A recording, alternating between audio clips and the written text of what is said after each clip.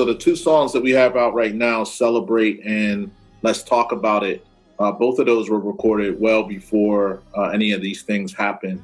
The Celebrate video, however, was shot right at the time the quarantine was really becoming a real life thing for all of us. And previous to that, we had, shot a couple of concepts for the video that were much more literally celebratory. And they just didn't seem appropriate for the situations that people were going through. And our music should also have, some elements of therapy. Our videos should have some elements of the time and being relative. So we just couldn't see ourselves, partying and having a good time while people, in the community, especially, our community is affected 2 times as much as anyone else's community. I just couldn't see that being the message or the visual that we put out there. So we have a good close friend / brother of ours, Ime Alaquiva, that really is behind a lot of the visuals that you see when it's grown folks on a screen.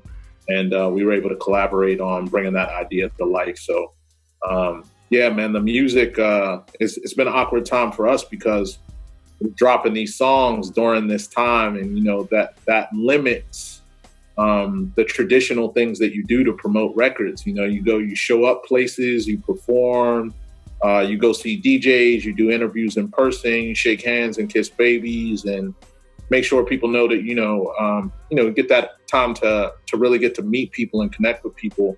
But I think this is there's been some unintended consequences as far as this goes, because I think this is going to ultimately make us sharper using technology to communicate with people. And I think that our initial batch of songs that we're putting out is reaching more people because we're not so focused or localized on just Chicago and New York and Philly and, Atlanta and LA. But we're really putting the music out to the world. We're getting responses from, Paris and Johannesburg and Sydney and, all over the world, really, because we haven't really put that travel limitation on what we're doing. So it's been very interesting releasing records in this time. But the digital platforms are really allowing us to still get the music out to people, even though we're kind of confined to one space. For me, man, this is a lifestyle. I've been doing this for a minute. So, and I'm fundamentally proficient on multiple instruments.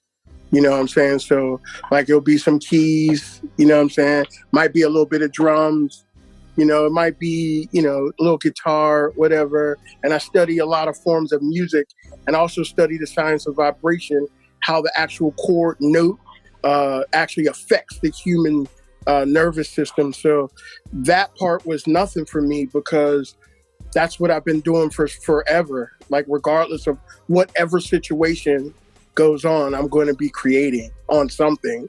And working with Masai, this is my brother. I've worked with Masai. I was a fan of Masai for a long time before we worked together. So when we finally made the connection to work together, it was just flowing, man. Flow like butter.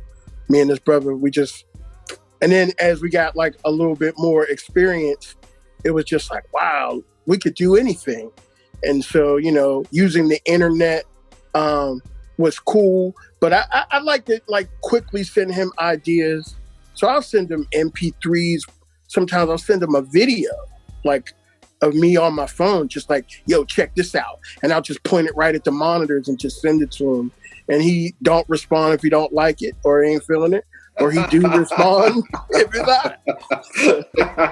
That's the grown folks process during the quarantine.